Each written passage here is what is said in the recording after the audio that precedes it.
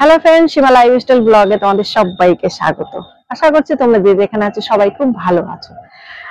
আমি তোমাদের সঙ্গে আমার যে রোগ ক্যান্সার, আমি 2 বছর হয়ে গেছে আমি ট্রিটমেন্ট নিয়েছি এবং ভালো আছি এখন। সে একটা ভিডিও আমি ছেড়েছিলাম কি কি প্রবলেমস হচ্ছে, আর সেদিন আমি বলেছিলাম তোমাদের যে আমি কি কি এক্সারসাইজ গুলো করি সেগুলো তোমাদের সঙ্গে শেয়ার করব। তো চলো, আমি প্রথমেই তোমাদের এটাই বলতে চাই, আমার হসপিটাল থেকে আমি যখন ভর্তি হয়েছিলাম অপারেশনের জন্য, যেদিন আমাকে প্রথম দিন ভর্তি করলো সেদিন আমাকে কিছু এক্সারসাইজ দেখিয়ে দিয়েছিল। প্রথমে সেইগুলো আমি শুরু করছি, তারপর আমি নিজে কি কি করি সেগুলো তোমাদের সঙ্গে শেয়ার করছি। চলো তাহলে দেরি না করে শুরু করছি, আর তোমরা ভিডিওটা প্রথম থেকে শেষ অবধি দেখবে। আশা করছি তোমাদের অনেকেরই হেল্প হবে। আর এটা শুধু আমাদের ক্যান্সার পেশেন্টের জন্যই নয়, এটা সবাই করতে পারে। এক্সারসাইজ করা মানে শরীর আমাদের ফিট থাকা, সুস্থ থাকা। চলো শুরু করছি। প্রথমে আমাকে আমার যে ডক্টর ছিল উনি বলেছিলেন যে যে এক্সারসাইজ গুলো আমাকে সারা জীবন করে যেতে হবে, সারা জীবন যতদিন আমি বাঁচবো এই এক্সারসাইজ গুলো আমাকে ছাড়া যাবে না, ছাড়লে আমার অনেক অসুবিধা হবে, নার্ভ সিস্টেমের ক্ষতি হবে। যাই হোক, সেইগুলো আমি শুরু করছি।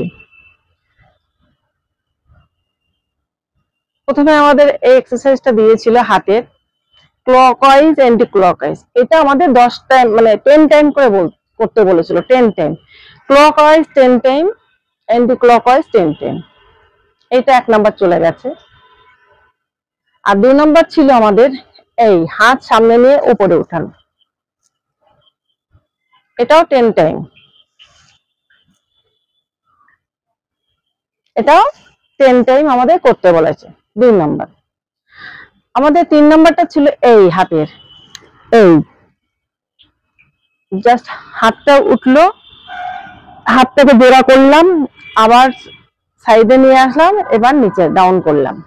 এটা আমাদের 3 নাম্বার।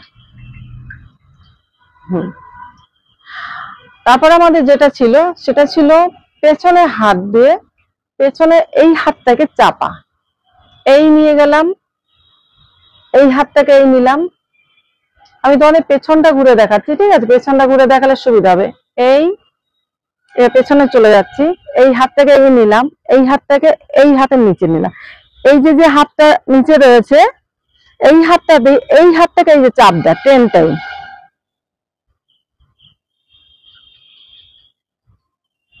10 টাইম।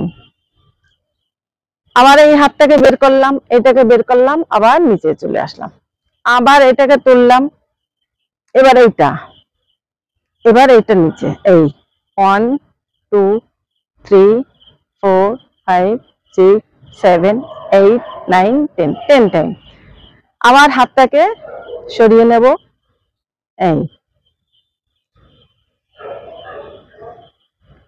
এটা চলে আসলো, এই এটা নিচে চলে গেল। এইভাবে 10 টাইম। হাতটাকে বের করলাম, নামিয়ে দিলাম, আবার হাতটাকে সোজা করলাম, প্রথমে এই হাতটা চলে গেল, এই হাতটা নিচে, এইটাকে। এইভাবে আমাদের 10 টাইম করে করতে বলেছে। যে যতবার করতে পারবে, করতে পারলেই ভালো। আর 5 নাম্বারটা ছিল, আমি পেছন দিক দিয়ে দেখাচ্ছি, এই হাতটাকে এই যে এখানে তুলতে হবে, এই হাতটাকে পেছন দিয়ে এই হাতটাকে তুলতে ধরতে, কিন্তু আমি ধরতে পারি না, কারণ আমার এইসব জায়গাটা খুব ব্যথা, মানে এত ব্যায়াম করার পরও ব্যথা আছে। এই হাতটা নামিয়ে দিলাম, এই হাতটাকে আবার এইটা ঠিক অপোজিটে, এটাও 10 টাইম। চেষ্টা করতে হবে ধরতে, যদি ধরতে না পারে জাস্ট এই এই 1 2 3 4 5 6 7 8 9 10, যদি ধরতে না পারা যায়। এই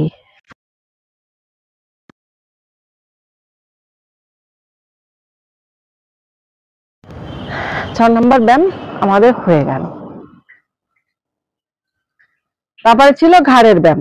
ঘাড়ের আমাদের যে ব্যায়ামগুলো ছিল, প্রথমে ছিল আমাদের ঘাড়টাকে ক্লকওয়াইজ, এই কোমরের হাত দিয়ে ক্লকওয়াইজ ঘোরানো, এটাও 10 টাইম, অ্যান্টি ক্লকওয়াইজ 10 টাইম।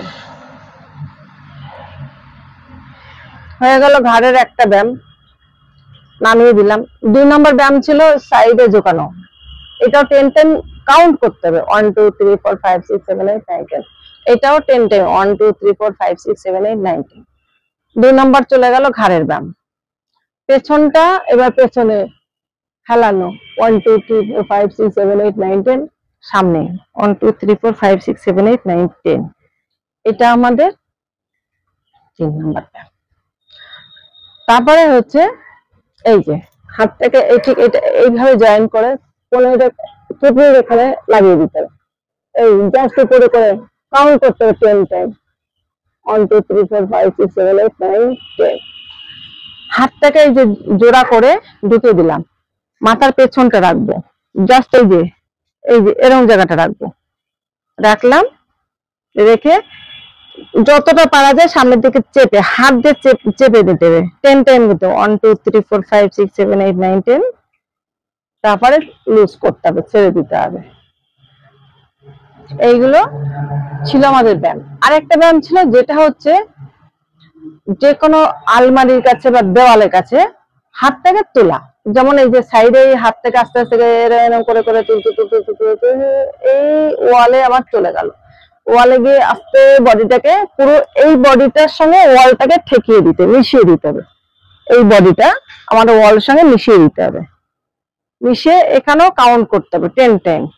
আস্তে করে এরকম করে করে করে আবার বডিটাকে সরিয়ে নিয়ে আসতে হবে। আবার যখন উঠলাম এরকম করে করে করে করে উঠে বডিটাকে দেওয়ালের সঙ্গে নিয়ে একদম এইটুকু পুরো ফিক্সড করে দিতে হবে। 10 টাইম গোনা হয়ে গেলে আবার আস্তে আস্তে করে নামিয়ে নিয়ে আসতে হবে। এটা 2 হাতের ক্ষেত্রেই একই। যেহেতু আমার বা সাইডে আমার হয়েছে ডান সাইডে সার্জারি, ঠিক আছে, যার জন্য আমার এইখানে কি হচ্ছে এই জয়েন্টটাকে কিন্তু খুব পেইন হয়, জয়েন্টটা খুব পেইন হয়, যার জন্য আমি এই হাতটাকে দেখো, এই হাতটা বেশি তুলতে পারি না, এইখানে খুব ব্যথা লাগে। আর এই হাতে চলেছে আমার স্যালাইন চলেছে, কেমো চলেছে। এই হাতে আমার 8টা কেমো চলেছিল, সে 8টা কেমো এটার মধ্যে দিয়েই চলেছে, যার জন্য এখানে এটারও নার্ভ সিস্টেম অনেক ড্যামেজ, নার্ভ সিস্টেমটা ভালো নেই। মানে ভেইন গুলো, আমার নার্ভ সিস্টেমটা খারাপই আছে আর ভেইন গুলো ভালো নেই, ব্লাড সার্কুলেশনের প্রবলেম হয়, যার জন্য সবসময় যেন ব্যায়ামের উপর থাকতে হয় কম বেশি। আর যখনই ব্যায়ামটা ছেড়ে দিই তখন কি এই জয়েন্টে কিন্তু ব্যথা হয়, প্রচুর ব্যথা হয়, এরকম করে নাড়াতে পারি না। যাই হোক, এইগুলো তো হয়েই গেল।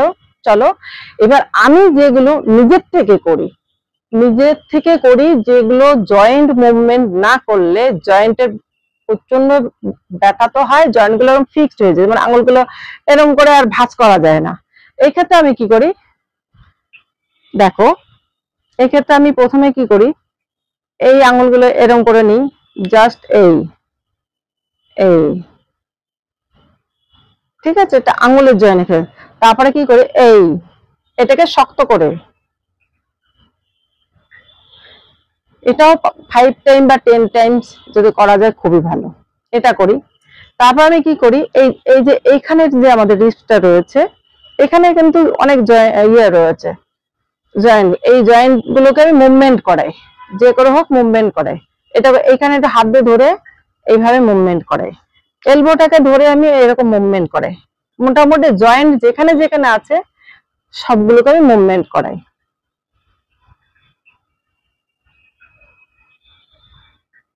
ঠিক আছে। আর পায়ের ক্ষেত্রেও তাই। পায়ের ক্ষেত্রে কি হচ্ছে, পায়ের ক্ষেত্রে আমি ব্যায়ামগুলো করি। পায়ের ক্ষেত্রে কি ব্যায়ামগুলো করি, এই যে দাঁড়াই, এই পায়ের পাতার উপর ভর দিয়ে উঠলাম, নামলাম, উঠলাম, নামলাম, সোজা হয়ে গোড়ালির উপর ভর দিয়ে সামনে উঁচু,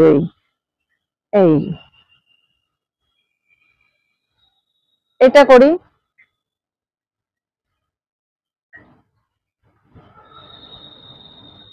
10 টাইম, সবকিছু 10 টাইম। কোমরটাকে ফ্লেক্সিবল করার জন্য আমি এটা করি, প্রথমে পাটাকে সরিয়ে নিলাম, বা পাটাকে 1 2 3 4 5 6 7 8 9 10 টাইম সোজা পাটাকে নিয়ে আসলাম জায়গায়, হাতটাকে নামিয়ে দিলাম। আবার ডান দিকে যখন সরবো, 1 2 3 4 5 6 7 8 9 10 11 9 10 পর্যন্ত গুনতে হবে, 11 গুনলে হবে না, গুনলে কোনো অসুবিধা নেই। 1 2 3 4 5 6 7 8 9 10। এটা হচ্ছে আমি কোমরের জন্য করি।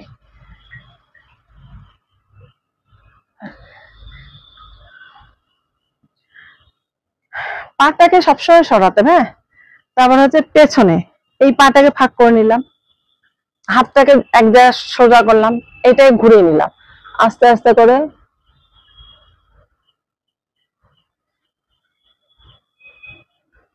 কাউন্ট করতে হবে কিন্তু 10 10 মনে মনে। নামিয়ে আনলাম, পাটাকে আমি নিয়ে আসলাম, হাতটাকে সাইডে রাখলাম, আবার পাটাকে সরিয়ে নিলাম ডান দিকে, আবার হাত থেকে সামনে নিলাম জোড়া করে এই উল্টে দিলাম, ঠিক আছে। এবার কিন্তু পেছনে না, এবার কিন্তু সামনে ঝুঁকবো। 1 2 3 4 5 6 7 8 9 10। এই এটা যতটা পারা যায়।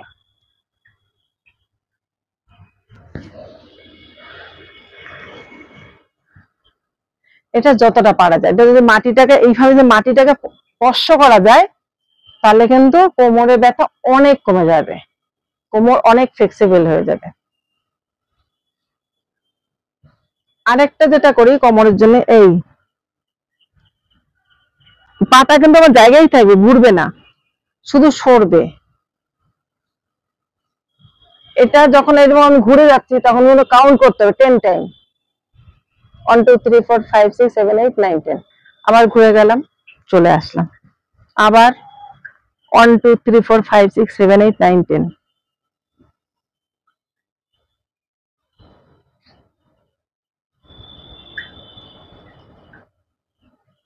এইগুলো আমি দাঁড়িয়ে দাঁড়িয়ে এক্সারসাইজ গুলো করি। আর বসে বসে যে আমি প্রাণায়াম গুলো করি, খুব বেশি করি না, তা আমি যে কটা করি সে কটাই তোমাদের সঙ্গে শেয়ার করছি।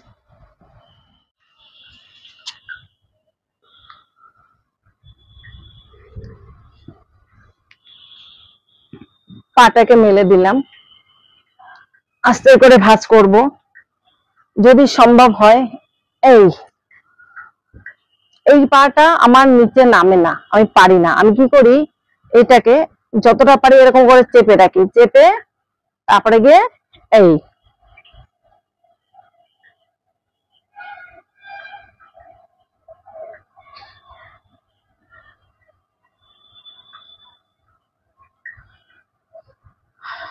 এইটার ক্ষেত্রে কি হবে, তুমি যখন এরকম বসবে তখন কিন্তু তোমাকে শ্বাসটা নাক দিয়ে নিতে হবে, মুখ দিয়ে ছাড়তে হবে।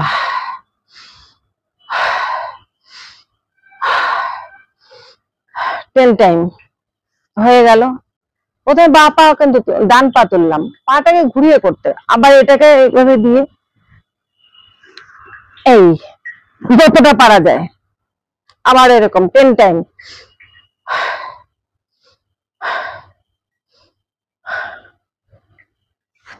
10 টাইম, যে যতক্ষণ বসে থাকতে পারো ততই ভালো।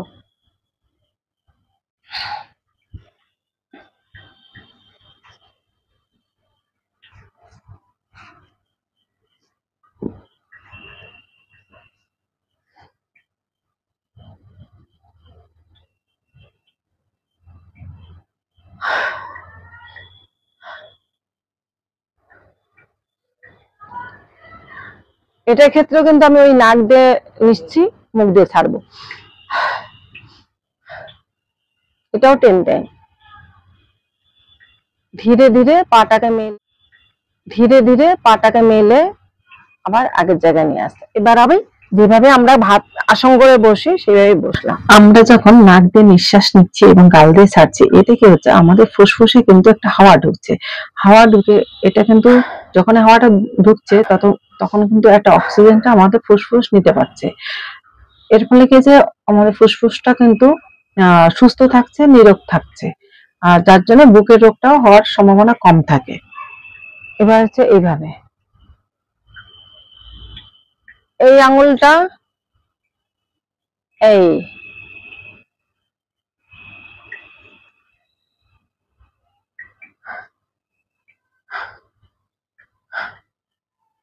এটাও 10 টাইম।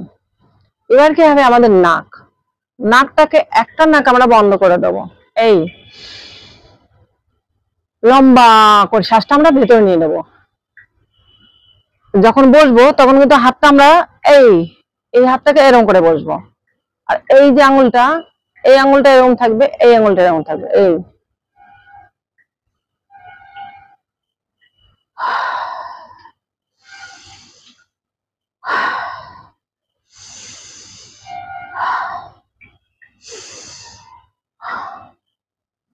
হয়ে গেল। এটাকে দিয়ে আবার আমি এই আঙুলটা দিয়ে এই নাকটা নিচ্ছি, এই যে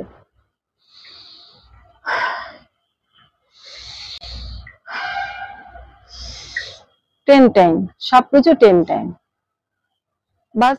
আর যেটা আমাদের জন্য খুবই দরকার সেটা হচ্ছে এরকম করে বসবো, এই আমরা পায়ের পাতার পর বসবো, এরকম করে বসে। এটা আমরা করব কখন করব? এটা খাওয়ার পরে, খেয়ে দিয়ে উঠে যখন আমরা বিশ্রাম করব, বিশ্রাম করে 5 মিনিট বা 10 মিনিট এরকম করে বসবো। হ্যালো বন্ধুরা, আমার এই ছিল আমার নিজের রুটিন। আমার নিজের মতন করে আমি রুটিন করি, তবে এটা আমার নিজের মতন করে তো অবশ্যই এটা প্রত্যেক ক্যান্সার পেশেন্টদের তো করতেই হবে, এবং যারা সুস্থ আছে তাদের জন্য খুবই উপকার।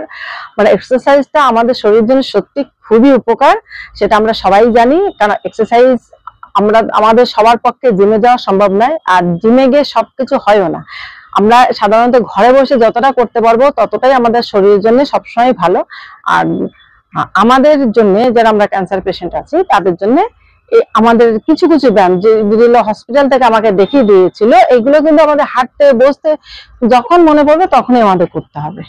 আর ব্যায়াম ছেড়ে দিলে, এক্সারসাইজ ছেড়ে দিলে আমাদের শরীর কিন্তু একদম এই জয়েন্ট গুলো খুবই পেইন হয়ে যাবে, জয়েন্ট গুলো শক্ত হয়ে যাবে, ব্লাড সার্কুলেশন বাধা পড়ে যাবে।